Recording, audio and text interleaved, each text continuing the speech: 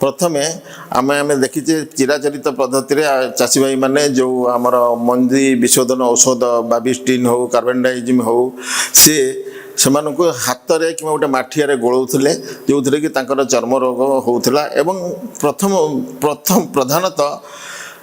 Uniformly बा समान परिमाण में सबू मंजी से औषध लागू नाला जोटा कि आमर उत्पादन कमे दूसरा से बर्तमान गोटे स्वतंत्र मेसीन आमर बर्तमान उपलब्ध होता ना हूँ विहन विशोधन यंत्र बा सीड ट्रीटमेंट ड्रम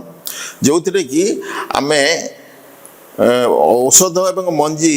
भल भाव आम हूँ माने गोटे कोट रूप मंजी उपर गोटे आवरण तैयारी करिपरिबा जोटा कि से रोग पोकरु रक्षा करिवो सेति एई जो आमर रही सीड ट्रीटमेंट ड्रम सेटा गोटे धातव पदार्थ रे तैयारी ता भितर दुईटी फिन बा गोटे मेटल प्लेट रही एवं तार जो मूवमेंट हुए सेटा गोटे सिलिंड्रिकल मूवमेंट हुए जोटा कि सम परिमाण औषधटा मंजी देह लग जापे प्रथमतः से आम मंजी पकई था 5 केजी रु 10 केजी धरी मंजी एकाथरे पकई था आवश्यक परिमाण औषध बाबिस्टिन बा कार्बेंडाइजिम आम मिसई था मिसेदेला तार गोटे हैंडल अच्छी से गोटे फ्रेम रे गोटे पटे फिक्स होती गोटे पटे हैंडल अच्छी जो आम प्रथम 2 मिनिट गोटे क्लॉक वाइज डायरेक्शन में घोराऊ था घोरैला पुणी टिके पुणी आउ 2 मिनिट आंटी क्लॉक वाइज घोरा जाए घोरैवा द्वारा कौन हुए मेसीनटार भितर जो रही फिन सी सम परिमाण मंजी उपर औषधर गोटे कोटिंग यूनिफॉर्मली तैयारी कर दिए जोटा कि आपण चाषी भाई माने जतबेले आम जमी नहीं ताको मंजी को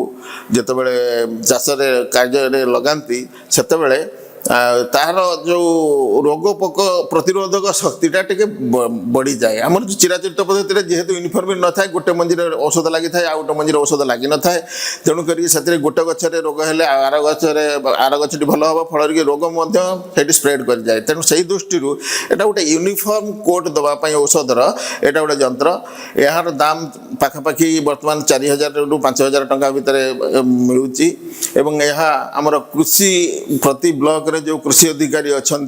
से पाखे या उपलब्ध होची ता छड़ा एटा डीबीटी सिस्टम जोटा आमर अच्छी डायरेक्ट बेनिफिट ट्रांसफर जो अच्छी से सिस्टम रे मध्य एटा उपलब्ध तेणु चाषी भाई माने सेठू ये सहज सुविधा उपलब्ध करने को मोर अनुरोध धन्यवाद।